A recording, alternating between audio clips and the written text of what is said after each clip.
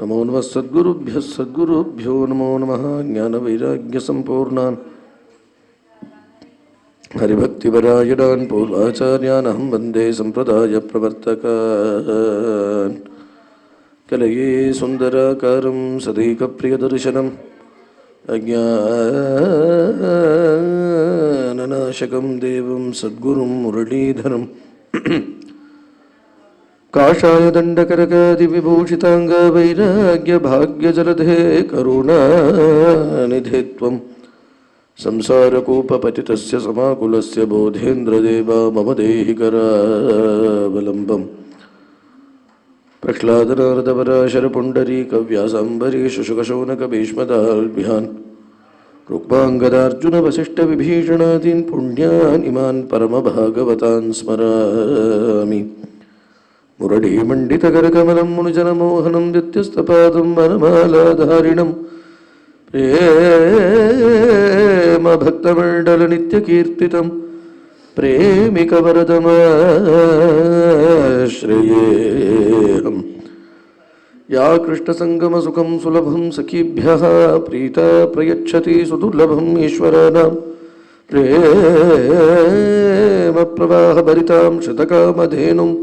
तां राधिकां मम गुरुं शरणं प्रपद्ये जन्माद्यस्य यतोऽन्वयादितरतश्चार्थेष्वभिज्ञस्वराट् तेने ब्रह्महृदाय आदिकवये मुह्यन्ति यत्सूरयः तेजोवारिमृदा मिथा विनिमयो यत्र सर्गो मृषाधाम्ना स्वेन सदा निरस्तकुहकं सत्यं परं धीमहि धर्मः प्रोज्झितकैतवोऽत्र परमो निर्मत्सराणां सतां वेद्यं वास्तवमत्र वस्तु शिवदं तापत्रयोन्मूलनं श्रीमद्भागवते महामुनिकृते किं वा परैरीश्वरः सद्यो हृद्यवरुध्यते कृतभिः शुश्रूषुभिः तक्षणात् निगमकल्पतरोर्गलितं फलं शुकमुखातमृतद्रवसंयुतं पिबत भागवतं रसमालयं मुहुरहो रसिका भुवि भावुकाः यं प्रव्रजन्तमनुपेतमपेतकृत्यं द्वैपायनो विरहकातर अजुहावे पुत्रेति तन्मयतया तरवोऽभिनेदुहूतं सर्वभूतहृदयं मुनिमानतोऽस्मि यस्वानुभावमखिलश्रुतिसारमेकमध्यात्मदीपम् अतिथितीर्षतां तमोन्धं संसारिणां करुणयाः पुराणगुह्यं तं व्याससूनुमुपयामि गुरुं मुनीनां नारायणं नमस्कृत्य नरं चैव नरोत्तमं देवीं सरस्वतीं व्यासं ततो जयमुदीरयेत् कृष्णाय वासुदेवाय देवकीनन्दनाय च नन्दगोपकुमाराय गोविन्दाय नमो नमः कृष्णाय वासुदेवाय हरये परमात्मने प्रणतः क्लेशनाशाय गोविन्दाय नमो नमः योऽन्तः प्रविश्य मम वाचमिमां प्रसुप्तां सञ्जीवयत्यखिलशक्तिधरस्वधाम्ना अन्यांश्च हस्तचरणश्रवणत्वगादीन् प्राणान्नमो भगवते पुरुषाय तुभ्यं वन्दे नन्दव्रजस्त्रीणां पादरेणुमभीष्टशः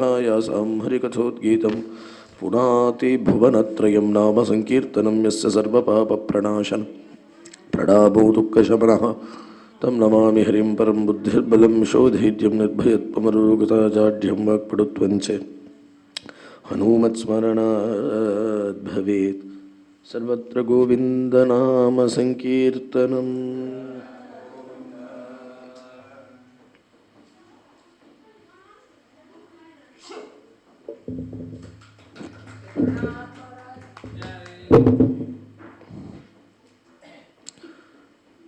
ஸ்ரீமத் பாகவதத்தில் பிரதமஸ்கந்தத்துடைய முடிவில் பரீட்சத்துக்கு ஸ்ரீ சுகாச்சாரியால் அனுகிரகம் பண்ணுறதுக்காக வரா அப்படிங்கிறதே சுகாகமனம் ரொம்ப ஆச்சரியமாக வர்ணிக்கப்படுறது. சுகர் வர அழகு தம் துவஷ்டவருஷ சுகுமாரபாத கரோரு பாஹ்வம்ச கபோல காத்திரம் ஹரியை வர்ணிக்கிற மாதிரி குருவை வர்ணிக்கிறது பாகவதம். ஹரிவும் குருவும் வேறு இல்லையே. பகவான் எங்கேயும் சர்வவியாபியாக இருக்கக்கூடிய பகவான் கிருப பண்ணணும், ஆனால் குருங்கிற ரூபத்தை எடுத்துட்டு தான் வரான். காருண்யத்தை வர்ஷிக்கிறதுக்குன்னே ஒரு ரூபம் குருநாதருடைய ரூபம். இந்த அஜ்ஞான திமிரத்தை, அஜ்ஞானம்ங்கிற ஒரு பெரிய அந்தகாரத்தை விளக்குற சூரியன் தான் குரு இல்லையா? அஜ்ஞானம்ங்கிறது ஒரு இருட்டு. இது ஏதோ ஒரு ஜென்மாவில் வந்த இருட்டு இல்லை, பல ஜென்மாக்களாக அந்த ஜீவன் இந்த அஜ்ஞானம்ங்கிற இருட்டிலே தான் விழுந்து கிடக்கு. உபனிஷத்து நம்மளையெல்லாம் எழுப்புறது. உத்திஷ்டத்தை ஜாகிரதை பிராப்பியவரான் நிபோதத்தை, எழுந்துக்கோ எழுந்துக்கோ ஆழ்ந்த தூக்கத்தில் இருக்காதேன்னு எழுப்புறது. அந்த எழுப்புறது தான், அப்படி எழுப்புறது தான் மார்கழியில் ஆண்டாள் எழுப்புறாளே, அப்படிதானே எழுப்புறா இல்லையா? பெருமாள்னு ஒருத்தர் இருக்கார், அவரிடத்துல போய் அவரிடத்துல அனுகிரகத்தை வாங்கிக்க வேண்டாமா? அவர் தானே அவருக்கு ஆட்பட்டு வாழத்தானே வந்திருக்கோம் அப்படிங்கிறத ஸ்வரூபத்தை தெரிஞ்சுக்காமல் தூங்கின்னு இருக்கியே அப்படிங்கிறத நமக்கு போதப்படுத்தணும். அப்படிங்கிறதுனாலேயே தாயார் ஏதோ இங்கே தான் ஆண்டாளா வரத்தை தான் தாயார் போதப்படுத்தலை. தாயாரே முதல்ல குருவாக இருக்கா இல்லையா நமக்கு? ஆண்டாளா வரத்தை தான் போதப்படுத்துறான்னு இல்லை, சீதையா இருக்கச்சியே ராவணனுக்கு போதப்படுத்துறா. இந்த விஷயத்தை சைத்தன்ய ஸ்தன்யதாயினி அப்படின்னு சொல்கிறார் வேதாந்த தேசிகர். இதை ரொம்ப அழகாக எடுத்து சொல்கிறார். அவள் என்ன கொடுப்பா அப்படின்னுட்டா, இந்த அம்மா எல்லோருக்கும் அம்மா இவள், சமஸ்த ஜனனி இவள், அத்தனை ஜீவராசிகளுக்கும் அம்மாவாக இருக்கிறதுனால அம்மானா ஸ்தன்யபானம் பண்ணி வைக்கணுமே. இந்த குழந்தைகள்லாம் ஞானப்பசியில் அழற குழந்தைகளுக்கு, ஞானமே இல்லாத ஜட்டங்களை போல இருக்கக்கூடிய குழந்தைகளுக்கு பாத்திரம் பேதம் இல்லாமல் அத்தனை பேருக்கும் ஸ்தன்யபானமாக எதை கொடுக்குறா அப்படின்னுட்டா சைத்தன்யத்தை கொடுத்துடுறா.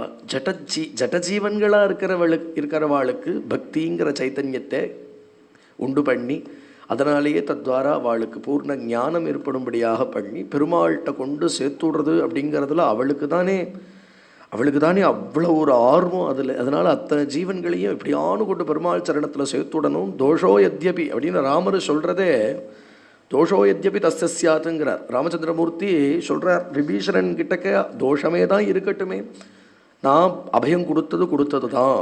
அப்படிங்கிறதுக்கு காரணம் என்ன அப்படின்னுட்டா, அதில் முன்னாடியே பார்த்தா தெரியறது, விபீஷண சுவாமி இப்படியே கிளம்பி வரத்தை அசோகவனத்துலேருந்து தாயார் ஒரு கட்டாட்சம் பண்ணுறார். அந்த கட்டாட்சம் அணினதுனால, அந்த காருண்யத்துக்கு பாத்திரமானவனா அவன் இருக்கிறதுனால அப்புறம் இங்கே கேள்வியே கேட்காமல் விபீஷணனுக்கு அனுகிரகம் பண்ணுறார். தத்தமஸ்யாபயம்மையான்னு கையை தூக்கி அபயம் காண்பிக்கிறார். அப்படிங்கிறதுனாலேயே தாயார் ராவணனிடத்தில் இந்த விஷயத்தை சொல்கிறா. தாயார் சொல்கிறா, சாது தர்மம் அவேக்ஷஸ்வே சாது விரதம் சரே. உத்தமமான ஒரு பாகவத தர்மத்தை தான் ஒரு குருநாதால் உபதேசிப்பறான். அதனால் பாகவத தர்மத்தில் பாகவதம் காண்பிக்கிறது, ஒரு குரு எப்பேற்பட்டவராக இருப்பார்னா தத்திர பாகவதான் தர்மானு சிக்ஷேத் குருவாத்ம தெய்வதா.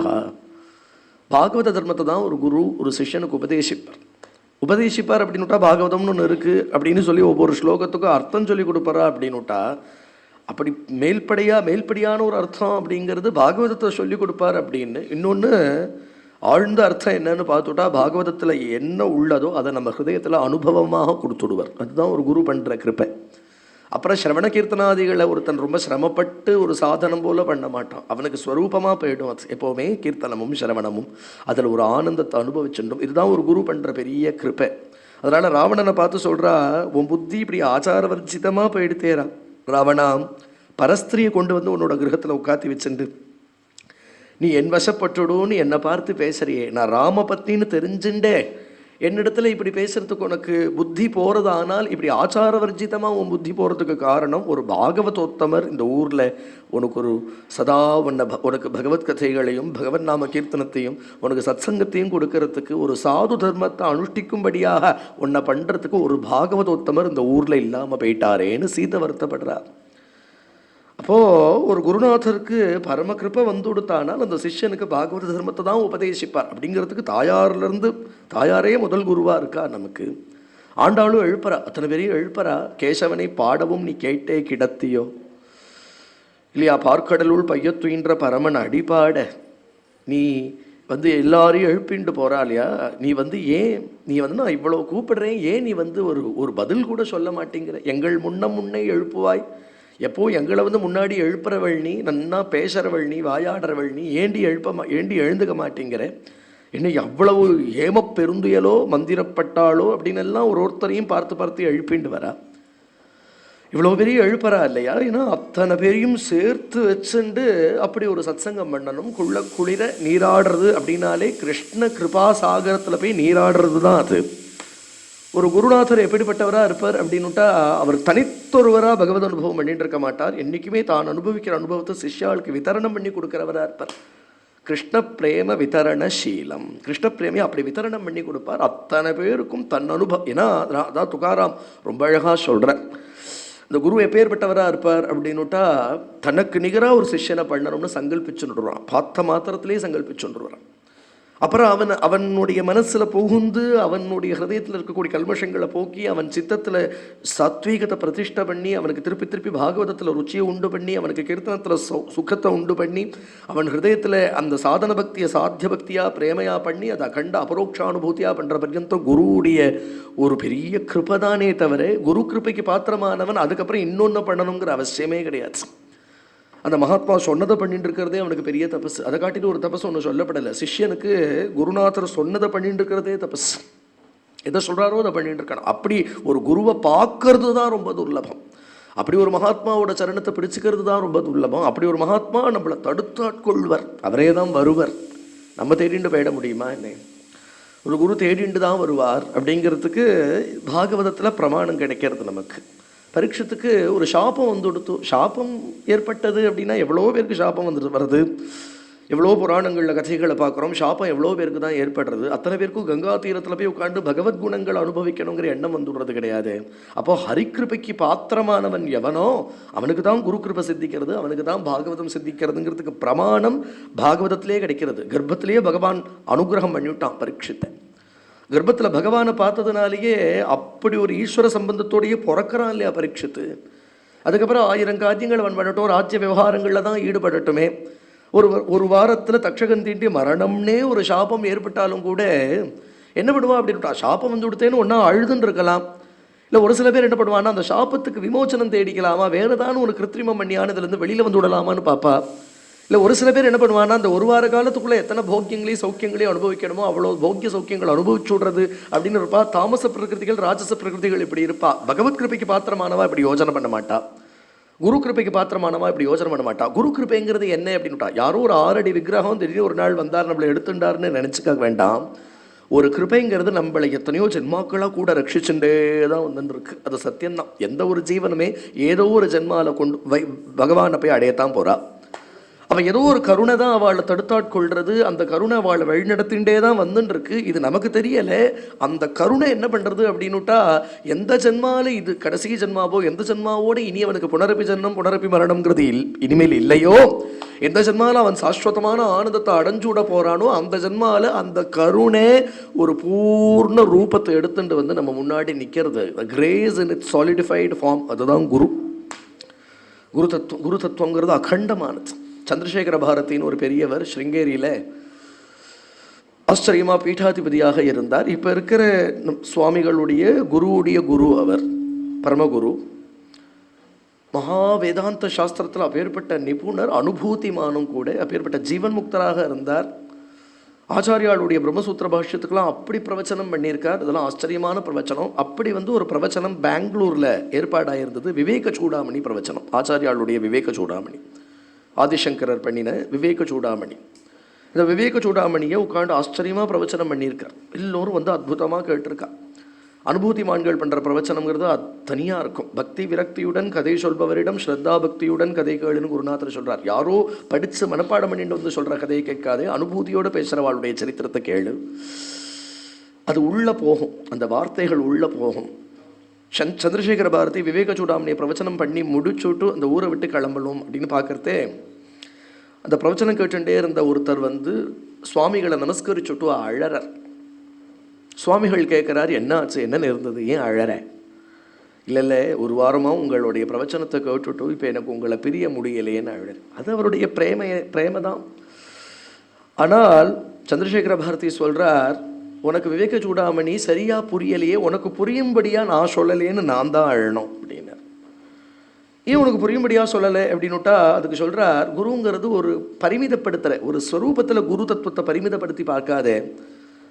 ஆத்ம தத்துவங்கிறது எப்பேற்பட்டதுங்கிறத சொன்னேன் இல்லையா. உபாதியால் தான் ஒருத்தர் தனியாக தெரிகிறாளே தவிர வஸ்து ஒன்று தாங்கிறத சொன்னேன். அதை போதப்படுத்துகிறவர் தான் குரு. அந்த குருவும் ஆத்மஸ்வரூபமும் வேறே இல்லை. உள்ள எது ஆத்மாவாக இருக்கோ அதுதான் வெளியில் குருவாக இருக்கு.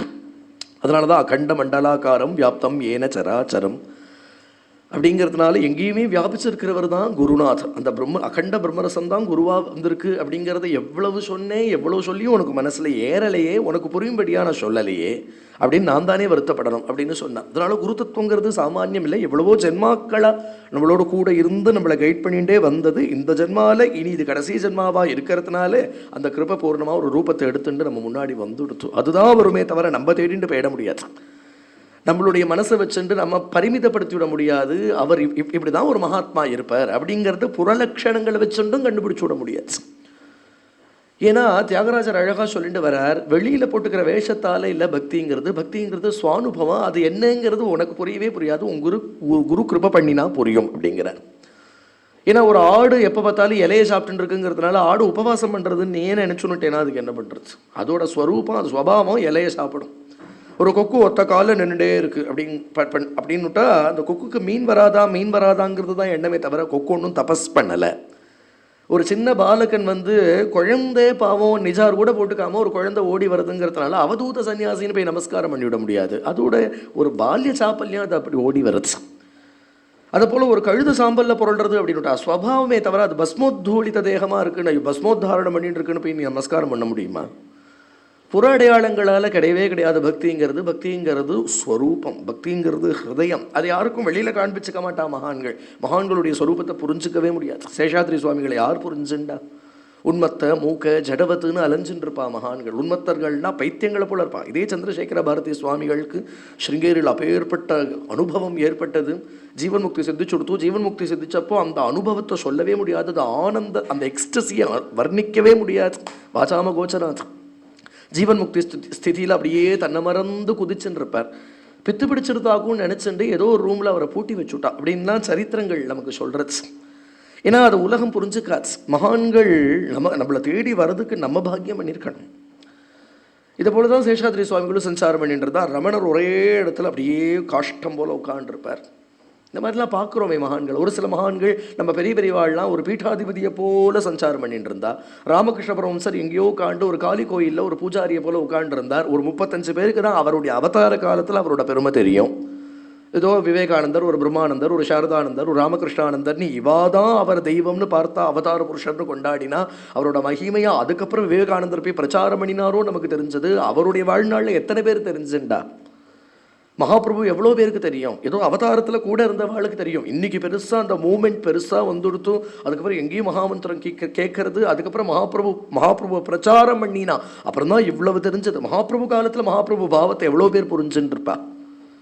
இன்னைக்கு எவ்வளவோ சாதுக்கள் இருக்கா. பிருந்தாவனத்தில் போய் பாருங்கோ, அயோத்தியில் போய் பாருங்கோ, அங்கெங்கே சாதுக்கள் இருக்கத்தான் இருக்கா. அத்தனை சாதுக்கள் பக்தி பண்ணிட்டு தான் இருக்கா. ரகசியமாக வாழ்க்கை நிறைய அனுபவங்கள்லாம் ஏற்பட்டு இருக்கு. பக்திங்கிறது டாம் போட்டுக்கிறதுக்கு இல்லை. அவாவா சாலா சுவானுபவ வேத்தியமேனு அனுபவிச்சுட்டு இருப்பா. அந்த மகான்கள் கண்ணில் நம்ப படணும். 4 க்ஷேத்திரத்துக்கு போனால் அந்த மகான்கள் கண்ணில் நம்பப்படுவோமே, அதுவே பரம பிரயோஜனம். நம்மள அவா பாப்பாளே, நம்மள அவா கட்டாட்சிப்பாளே. ஏன்னா நம்ம ஒருத்தர மகாத்மான்னு தெரிஞ்சுட்டு பார்த்துட முடியாது. அவா கண்ணில் நம்ம படணும். அவள் நம்மளை தடுத்தாட்கொள்ளணும். அதுக்கு தான் பாக்கியம் பண்ணியிருக்கணுமா. அதனால் இந்த இடத்துல எதிர்ச்சையாக தான் வருவார் ஒரு குருநாதர். தடுத்தாட்கொள்வார். அவர் தடுத்தாட்கொள்வார்ங்கிறது சத்தியமாக தெரியறது இல்லையா? இந்த குரு தத்துவம். அவர் இப்படி உட்காந்துட்டார் அப்படின்னு உடனே பரீட்சத்தோடு கூட எல்லாம் அவனுடைய மனைவி, அவனுடைய மக்கள், அவனுடைய பந்துக்கள் எல்லாரும் நின்றுருக்கா. இந்த கங்கா தீரத்தில் பார்த்துட்டு இருக்கா. ஏன்னா ஒரு கால் மனசு மாதிரி ஆற்றுக்கு வந்தாலும் வந்துடுவனோ, அப்படி அழிச்சுன்னு போயிடலாமோ.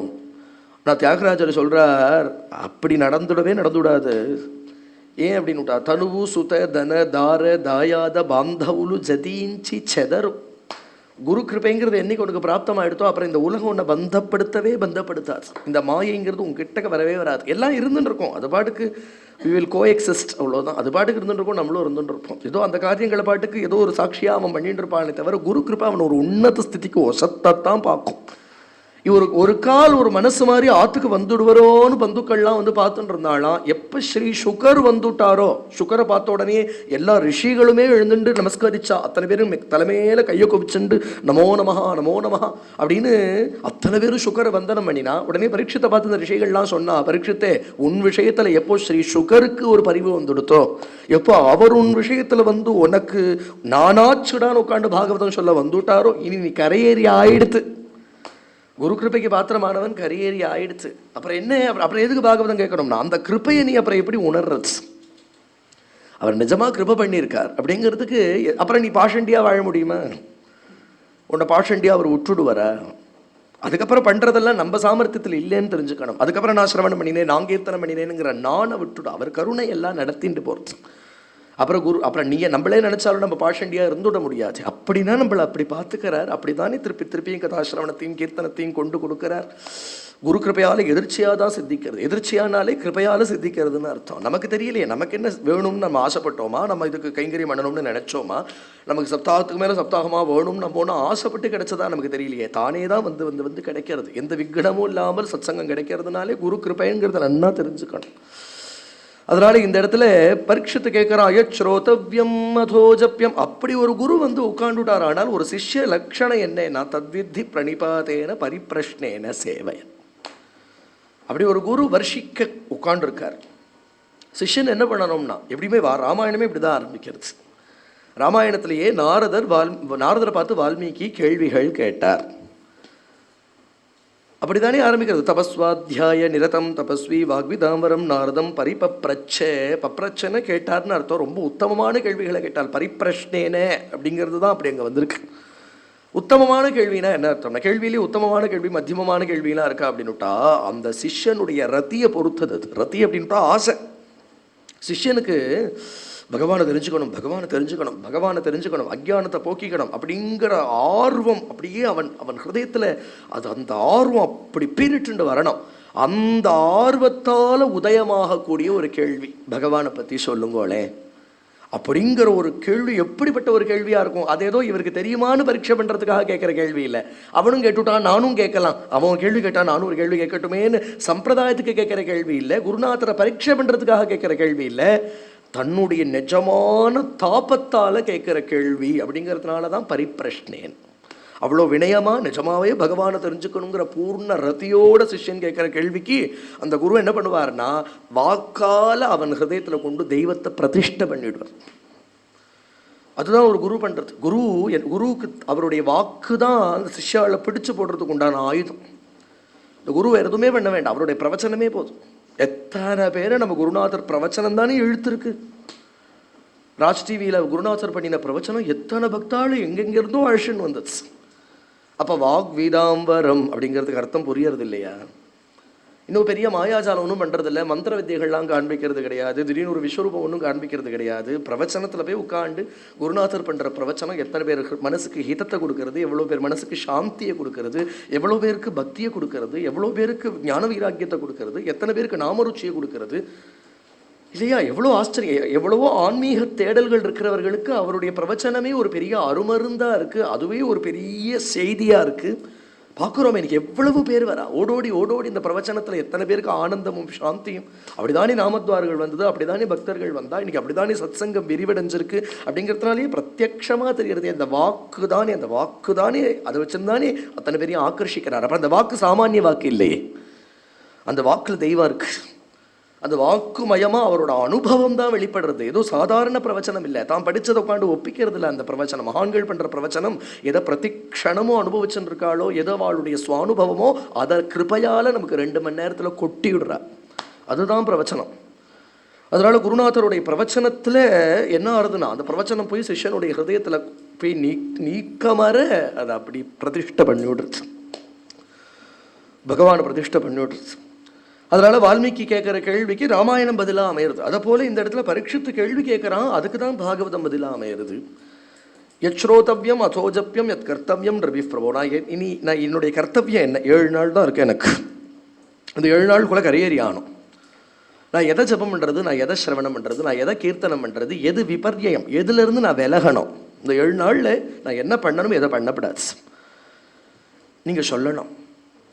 பரீட்சித்து சொல்கிறான், நீங்கள் என் முன்னாடி உட்காண்டிருக்கேன், என்னால் நம்பவே முடியல.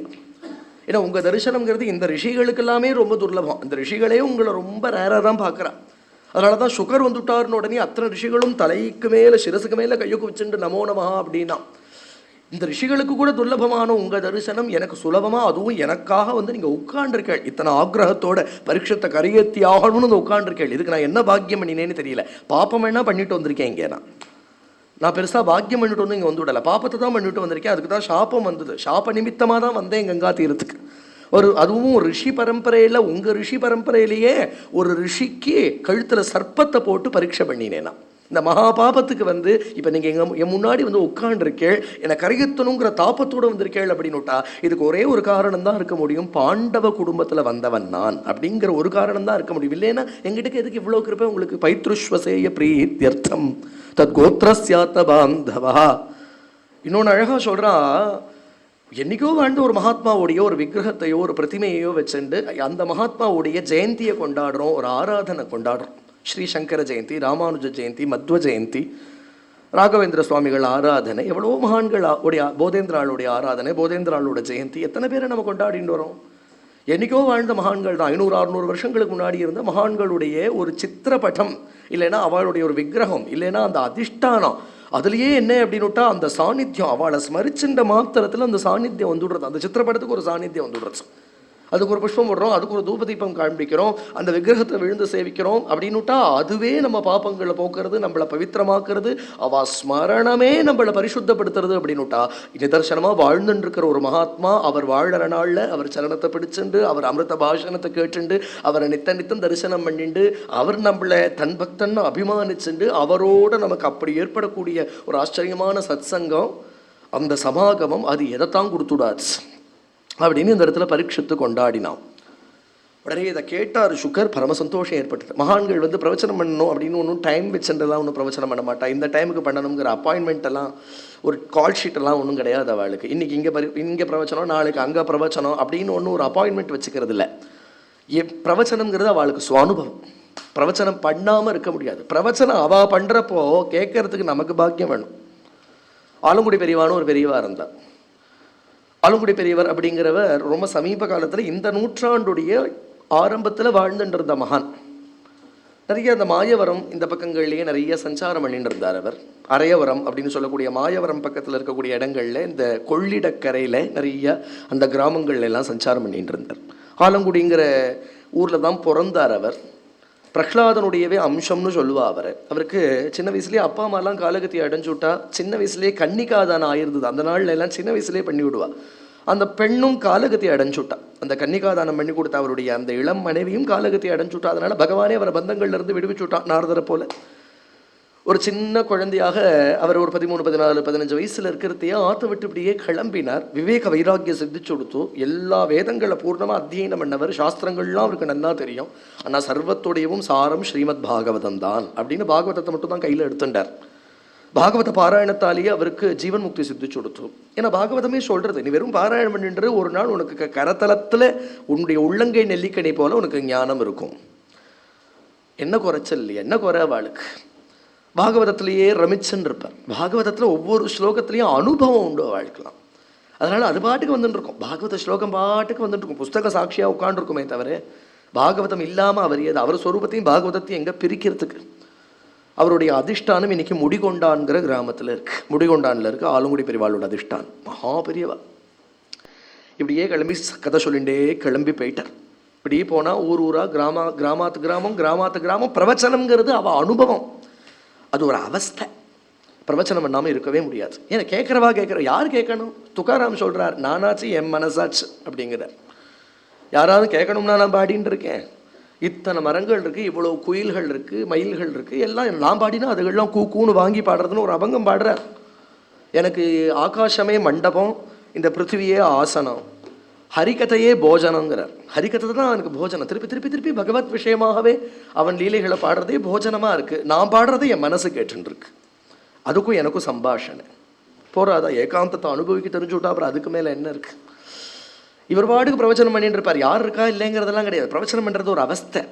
அந்த ஊரில் காமாட்சிபுரம்ங்கிற கிராமம் இது நடந்தது. ஒரு மத்தியான வேளையில் அந்த ஊருக்கு போய் ஒரு தோப்பில் உட்காந்து ஒரு பாட்டுக்கு பாகவதத்தை சொல்லிட்டு இருக்கார். பாகவத ஸ்லோகமாக வர்ஷிக்கிறார். அந்த ஊரில் ஒரு சில பெரியவாள்லாம் யாரோ ஒருத்தர் உட்காந்துருக்கா, உடம்புல ஒட்டு வஸ்திரம் கிடையாது, சுகரை போல அப்படி கிளம்பி விட்டார், ஆற்ற விட்டுட்டு. இதெல்லாம் நடந்தது. இந்த மகான்கள்லாம் இப்போ இருந்திருக்கா. இவர் பாட்டுக்கு பாகவத ஸ்லோகமாக சொல்லிட்டு இருக்காரு. இவர் யாருன்னு தெரியல, ஆனால் பார்த்தா பெரியவாளாக இருக்கா, யாரோ ரொம்ப மகாத்மா போல தோன்றுறது. அந்த நாளில் மகான்கள் இடத்துல பக்தி உண்டு, மரியாதை உண்டு. அவதூத வேஷத்தில் யாரோ ஒரு பெரியவா நம்ம ஊருக்கு வந்திருக்கா, நம்மெல்லாம் பாக்கியம் பண்ணினவா அப்படின்னுட்டு எல்லாம் விழுந்து போய் சேவிக்கிறா, அவர்கிட்ட பிரார்த்திச்சுக்கிறா. பெரியவா பாகவதம் சொல்கிறேள், ஆச்சரியமாக இருக்குது, கேட்கணும்னா ஆசையாக இருக்குது. பெரியவா இங்கேயே தங்கி பாகவதம் சொல்லணும். நீங்கள்லாம் பாகவதம் கேட்கறதா இருந்தால் நான் அந்த ஊரில் தங்குறேன். பிக்ஷைக்கு ஒன்றும் அலையிறவன் இல்லை நான் ஒன்றும். பாகவதம் நான் சொன்னால் நீங்கள் கேட்பேளா அப்படின்னா அந்த ஊருக்கு போவார், இல்லைன்னா போக மாட்டேன். பாகவதம் கேட்குறவாளாக இருக்கணும், ரசிகாளாக இருந்தால் ஆசையாக சொல்லலாம் இல்லையா, எவ்வளோ சொல்லலாம். உடனே அவள்லாம் ஸ்ரத்தையாக வந்து கேட்குறோன்னு சொல்லவே தினப்படி பாகவதம் நடக்கிறது. ஆச்சரியமாக பாகவதத்தை பிரவச்சனம் பண்ணிட்டு இருக்கார். புருஷாதான் வந்து கேட்க முடியும், பொம்மநாட்டிகள் எப்படி வர முடியும்? இவரோ உடம்புல வஸ்திரம் இல்லாதவராக இருக்கார். லோக நியமம்னு ஒன்று அனுசரித்து பாவம் அதுக்கு கட்டுப்பட்டு தானே ஸ்திரீகள் நடக்க முடியும். அவா சுகராகவே தான் இருக்கார், சரீர பிரஜையே இல்லை. யோகீஸ்வரர் அவர் நித்தியோபவாசம் பண்ணிட்டு இருந்தார். நித்தியோபவாசங்கிறது கிட்டத்தட்ட 60-70 வருஷமாக ஆகாரமே கிடையாது. வெறும் நெல் பொரி, இல்லைன்னா இவ்வளோ இந்த மணிலா கடலைங்கிற ஒரு கடலை, அவ்வளோதான். இது இவ்வளோ எடுத்துப்பா, இல்லைன்னா இவ்வளோ க்ஷீரம், அதை தவிர வேறு ஆகாரமே கிடையாது. ஒரு சில சமயங்கள் இது கூட இல்லாமல் இருப்பா. நித்தியோபவாசி, யோக சரீரம், சித்த சரீரம், இதெல்லாம் யாரோ மகான்கள். எந்த ரூபத்தில் யார் இருப்பான்னு யாருக்கு தெரியும்? யார் வராளோ, எந்த ரூபத்தில் யார் பிறக்கிறாளோ, பிரஹ்லாதனுடைய அம்சம்னே நிர்ணயம் பண்ணியிருக்கா இவாள். இவருக்கு எல்லா சரித்திரங்கள்லையும் சுவானுபவம் இருந்தாலும் பிரஹ்லாத சரித்திரத்தில் விசேஷமான சுவானுபவம். இவருக்கு ஆராதனமூர்த்தி நரசிம்மரே. ரொம்ப அழகாக இருக்கும் அதெல்லாம். இந்த ஊரில் உட்காந்து கதை சொல்லணும், கதை சொல்லின்னு இருக்கார். எல்லாரும் பிரார்த்திச்சுக்கிறா, ஸ்திரீகளும் வந்து கேட்கணும்னு ஆசைப்படுறா. பெரியவா ஒரு நியம சந்நியாசத்தை ஸ்வீகரிச்சுண்டு ஒரு கௌபீன தாரணமானும் பண்ணிண்டா, ஒரு கோமனமானும் கட்டிண்டா. ஸ்திரீகள் வந்து உட்காந்து கேட்பாள். ஏன்னா பாகவதம் கேட்குற ஆசை.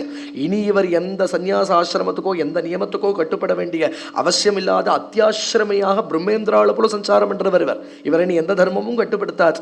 அப்படிப்பட்ட ஒரு நிலை, அந்த நிலையை என்னன்னு சொல்ல முடியாது. இருந்தாலும் பாகவதம் சொல்லணுமேங்கிறதுனால ஒரு நியம சந்நியாசத்தை ஸ்வீகரிச்சுண்டார். ஸ்வயம் பிரகாஷானந்த சரஸ்வதிங்கிற தீக்ஷா நாம ஏற்பட்டது. ஒரு தண்டி சன்னியாசியாக ஒரே ஒரு கௌபீனம், ஒரு தண்டம், ஒரு பாகவத புஸ்தகம் உட்காந்து கதை சொல்றார். ஆனந்தமா தான் கதை சொல்றார். சுவானுபவம் தான். யஸ்வானுபாவம் அகில ஸ்ருதி சாரமேகம். மகான்களுக்கு நல்ல பிரவச்சனம் பண்றாருன்னு பேர் வாங்கிக்கிறதுக்கு அவ பிரவச்சனம் பண்ணல. சம்சாரிகளை சம்சாரினாம் கருணையாக புராண குஹ்யம். எது அவளோட சுவானுபவமோ அதை விடிச்சு வெளியில வருது.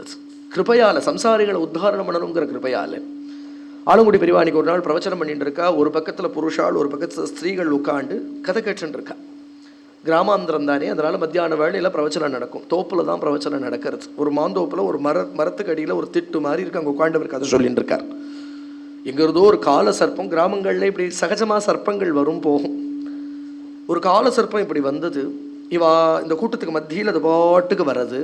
இவாள்லாம் பதறி எழுந்துண்டா. உடனே ஆலங்குடி பெரியவா கேட்குறா, 7வது நாள் தக்ஷகன் வருவான்னு தெரிஞ்சுதானே பரீட்சித்து கதை கேட்டான். எங்கேயான ஆடினானா ஓடினானா? ஒரு சலனம் இருந்ததா அவன் இடத்துல? சுகர் சொல்றாரு, உனக்கு ஏதாவது சித்த உங்களுக்கு முடியலையோப்பா, உனக்கு வேணா கொஞ்சம் கதையை சித்த நிறுத்திக்கலாமா அப்படின்னு தசமஸ்கந்தத்தில் கொஞ்சம் நிறுத்தின்றாரு கதையை. உடனே அவன் சொல்றான், பிபந்தம் தொன்முகாம்போஜ சுதம் ஹரிகதாமிருதம். எனக்கு பசியும் ஒன்றும் பண்ணலை, எனக்கு தாகமும் ஒன்றும் பண்ணலையே பிரபு. உங்கள் முகத்திலேருந்து ஒரு ஹரிகதாமிருத்தம் பிரவகிச்சுட்டு வரதே, அது என்ன சரீர தர்மத்தை ஜெயிக்கும்படியாக பண்ணிவிடுத்தே, நான் சரீர தர்மத்தை ஜெயிச்சுட்டேனே அப்படின்னு சொல்கிறான் பரீட்சித்.